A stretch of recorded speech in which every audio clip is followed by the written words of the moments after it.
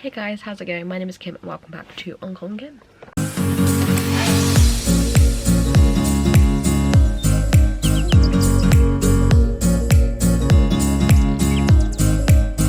So we've gone for a bit of a different angle with this, but I'm feeling really lazy and just want to sit on my bed, so that's what we're doing. But we are here to record my August TBR. Do you know what? July seems like such a long month. Not complaining though, because we had Summerween in July, which I read some amazing books for, and then after that continued to read some really good books. I had a really good reading month in July. I'm really hoping to continue it into August.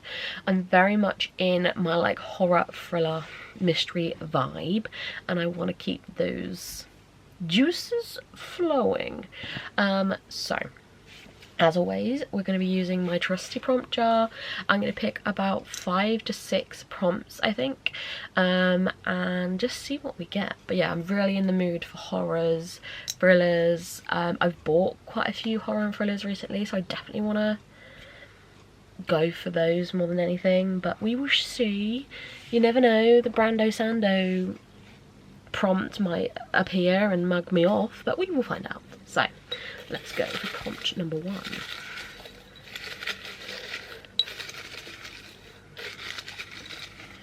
Let's go this one. Okay, not my vibe, but you know, we have a book featuring elemental magic. I think I know what I'm going to pick for this. Hold fire. Okay, so for this I have gone for Fullmetal Alchemist Volume 7. I really want to continue and hopefully finish this series this year. We will see, because there is 15 or 16 volumes and I'm on volume 7. So I loved this series a whole heckin' ton. I loved the anime and I'm loving the manga. I have been reading it for a couple of years though, so I do want to kind of get this finished. And obviously it involves elemental magic. It also involves alchemy and a great and amazing bunch of characters, which I love dearly. So I very, very much want to get around to this. And it's a nice, easy book. Bearing in mind I'm kind of more into my horror and my thrillers at the moment.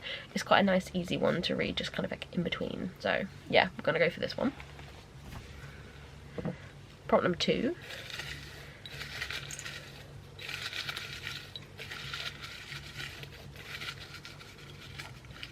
Let's go. Whatever this is.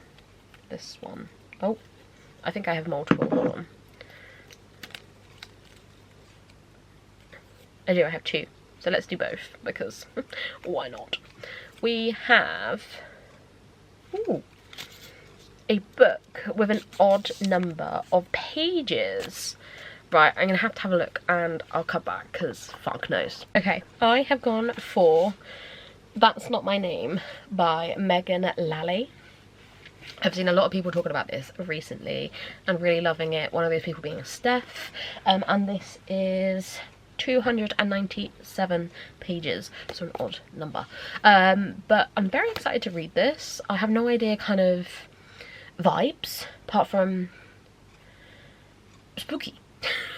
So let's read the synopsis. So, shivering, bruised, a teen wakes up on the side of a dirt road with no memory of how she got there or who she is.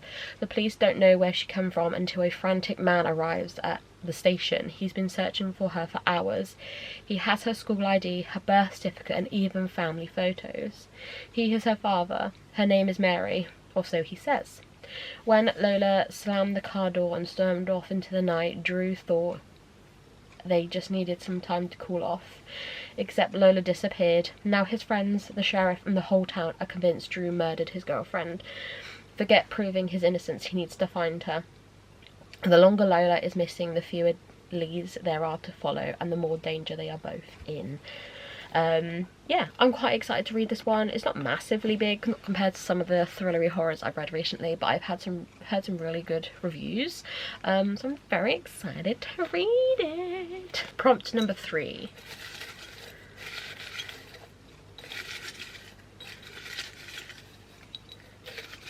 go like here. This thing. This one. And we have... Ooh, okay. We have a tarot card pick. Oh shit, I forgot about this one. Oh. Well, let's do a tarot card pick and then we'll do that one. Okay, so I've got my TBR tarot cards, which were lovely. Were brought to me by one of my lovely book friends. A couple of, I say book friends, she's also a work friend. She's also just a good friend in general. She bought them for me a couple of years ago when we did a Secret Santa. And they all have different prompts on them. So let's just do this and pick this one. Choose a book which has dedication to mum. I'm sure I've fucking had this before. I'm sure I've had this before. Okay, this is gonna take a while, hold on. Okay, I'm counting this. So, Do No Harm by Jack Jordan. Didn't take as long as I thought it would, but basically, so it says, Sandra Jarrod, my constant inspiration for mothers who would do anything for their children, just as you have always done for me. This book would not have been possible without you. So I think that's his mum. So I'm counting it. So yeah, Do No Harm by Jack Jordan. I really need to read his books. I own all three. Have I read any of them? No. So this one. So my child has been taken. I've been given a choice: kill a patient on the operating table or lose my son forever. The man lies on the table in front of me. As a surgeon, it's my job to save him. As a mother, I know I must kill him.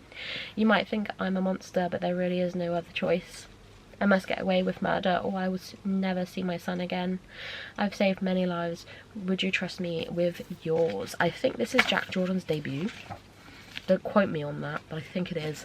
And I bought it literally as soon as he brought it out and never read it. So I'm very, very excited to read this one. And I'm excited to get it on here. We're going for killer vibes this August. Now let's do this prompt here. Why is it not? We've got to add another book. So now we're doing 7 picks instead of 6. Fine. Whatever. Okay. Go again. So this is number 4. Yes. Let's go. 4. Oh, this one. And we have a book with the word house/home in the title. Okay. Fuck. This actually wasn't as bad as I thought it was going to be. I've gone up for The Housemaid's Secret, so House, by Frida McFadden. I read The Housemaid for Halloween last year and then meant to continue and just never did. I've heard this is one of the better books by Frida McFadden, so I am quite intrigued to read this, and I did relatively enjoy Housemaid. I can't remember if I gave it a 3 or a 4 star, but I remember, like, it's rememberable because I remember it now, so couldn't have been that bad. I don't really know if this is like a follow-on. Do we follow the same characters? Do we follow different characters? I don't really know, but I'm going to read the synopsis nonetheless. So, it's hard to find an employer who doesn't ask too many questions about my past, so I thank my lucky stars that Douglas Garrick and his wife miraculously give me a job, cleaning their stunning penthouse with views across the city and preparing fancy meals in their shiny kitchen. I can work here for a while, stay quiet until I get what I want. It's almost perfect, but I still haven't met Mrs. Garrick or seen inside the guest's bedroom. I'm sure I hear her crying. I notice spots of blood around the neck of her white nightgowns when I'm doing laundry, and one day I can't help but knock on the door. When it gently swings open, what I see inside changes everything. Douglas Garrick has done wrong. He is going to pay. It's a simple question of how far I'm willing to go. I'm guessing it's in the perspective of the same girl from book 1, Millie. Yeah, it is. Interesting. Wasn't expecting that. So that's exciting. I am quite looking forward to reading this because I just think, you know, it's kind of a series, really. So, and I have got The Housemaid is Watching, which is book 3. So, yeah. Progression. Progressions. What's that? Book 4. So, prompt number 5. Let's go. Let's go. Can you tell I'm tired?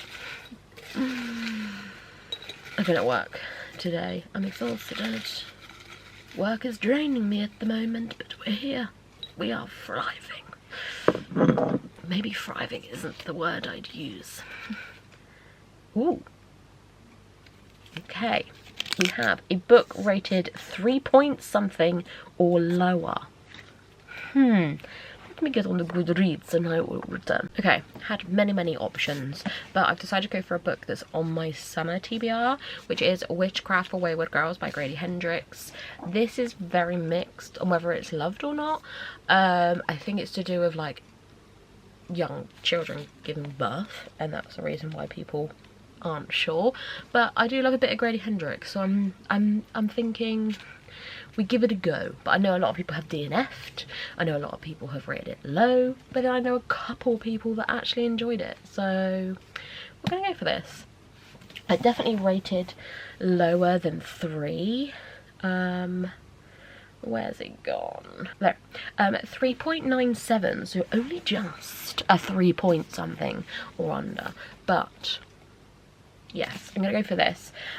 So they call them wayward girls, loose girls, girls who grow up too fast, and they're sent to Wellwood House in St. Augustine's, Florida, when unwed mothers are hidden by their families to give birth in secret.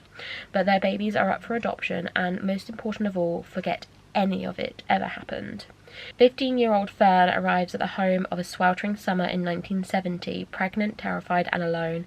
There she meets a dozen other girls in the same predicament.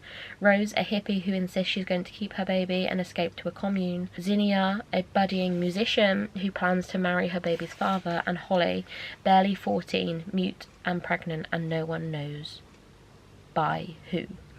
Every moment of their waking day is strictly controlled by adults who claim to know what's best for them, until Fern meets a librarian who's given her an occult book about witchcraft, and suddenly power is in the hands of the girls for the first time in their lives. But power can destroy as easy as it creates. It never given freely. There's always a price to be paid, and it's usually paid in blood. So we've got like witchcrafty vibes, but then pregnant teenagers, so who knows? Who knows, honestly. We'll give it a go. But yeah, I am excited to read it still, but I am very cautious going into it because I don't fucking know what to expect. So there we go. Okay, prompt number 6,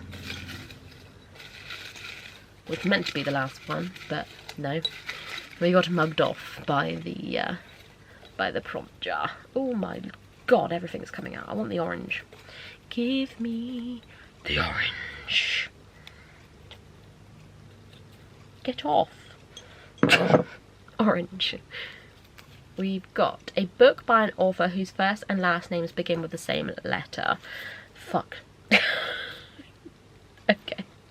Again, this might take me a while. So much work today. That was so easy, and I'm ecstatic at how easy that was.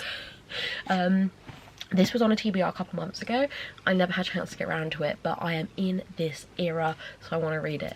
And that's A Death at White Hart by Chris Chibnall, Mr. CC. Ooh. I'm getting really fucking hot on it, can you tell? My cheeks are going red. Let's hurry this fuck up. So, this man wrote Broadchurch, and now this is his debut novel. And I'm excited, because I love Broadchurch. If you know, you know. If you don't, get to know. So, I believe it's like a multiple perspective book. So, when Nicole Bridge moved back to Dorset after years as a CID detective in the big city, the last thing she expects is for the picturesque village of Fleetcombe to become a grisly crime scene. Jim Tiernan, landlord of the White Hot Pub, has been found dead, the body staged with a macabre relish on an isolated country road.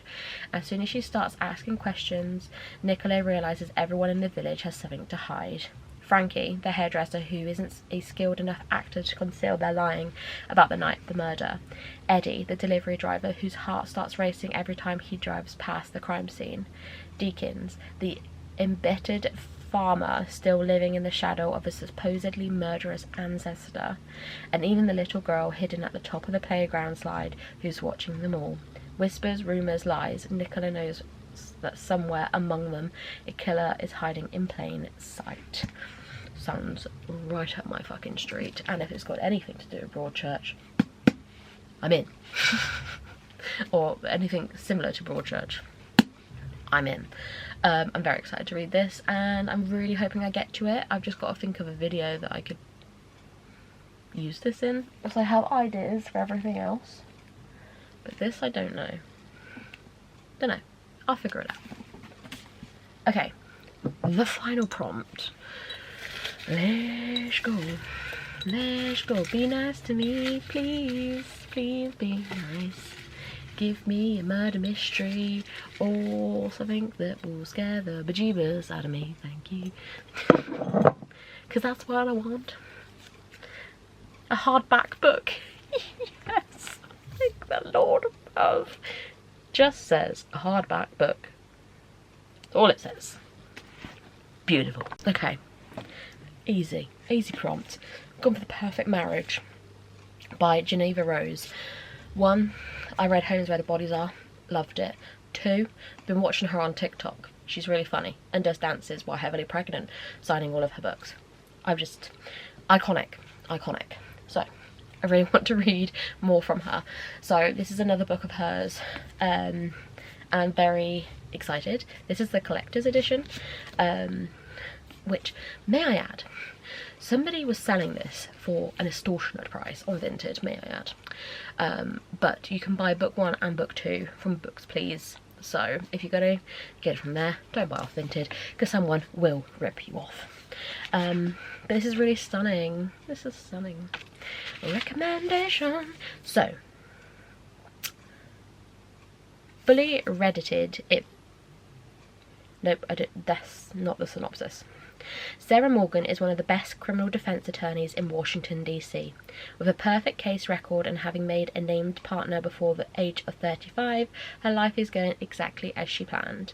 However, the same cannot be said for her husband Adam, a failed author who's grown to resent his wife's success as he feels it's come to an expense of their relationship. For almost 2 years, Adam has kept his affair with Kelly Summers a secret, but everything changes when her body is discovered at the couple's lake house and Adam is arrested on suspicion of murder.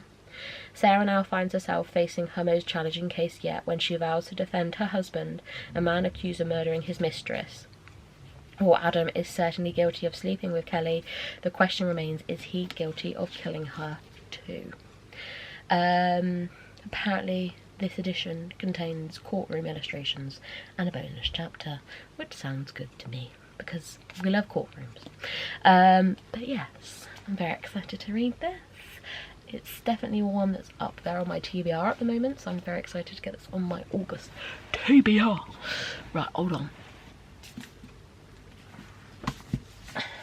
This is quite a chunky, you know what I mean. This is quite a chunky TBR, but you know what, I'm so excited for it. I'm so here for it, because I really want to read all of these. So I'm actually super buzzed for August. Yeah, I hope you guys enjoyed this video. Like, if you enjoyed. Let me know what you're reading in August. I'd love to know. Subscribe if you're new, as we recently made it to 500 subs. Thanks guys, love ya.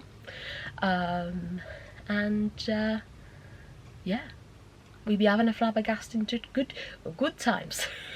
So yeah, any vlog ideas for these, let me know, especially Death at White Hart, because your girl doesn't know. But I'll see you soon. Toodles.